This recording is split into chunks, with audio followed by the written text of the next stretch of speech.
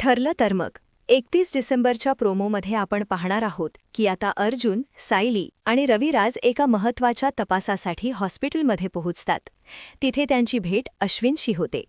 अश्विनकडे एक असा पुरावा आहे जो प्रतिमा आत्याच्या केसचा पूर्ण निकाल बदलू शकतो. अश्विन अर्जुनला सांगतो की प्रतिमा आत्याची खोटी डेड बॉडी याच हॉस्पिटलमध्ये सापडली होती आणि त्यावेळचे सीसीटीव्ही फुटेज मला मिळाले आहे. अश्विनने आणलेला पेनड्राईव्ह लॅपटॉपला जोडल्यानंतर स्क्रीनवर काही धक्कादायक दृश्य दिसतात.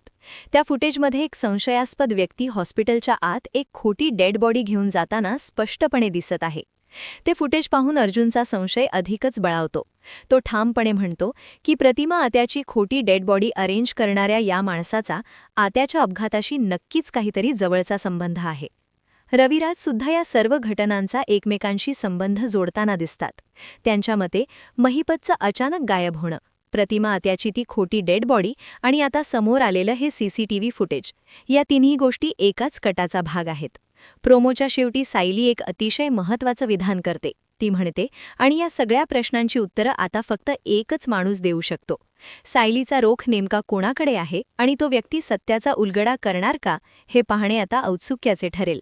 पुढील भागात प्रतिमा आत्याच्या अपघातामागचा खरा चेहरा समोर येणार का, हे जाणून घेण्यासाठी पाहत रहा ठरलं तर मग.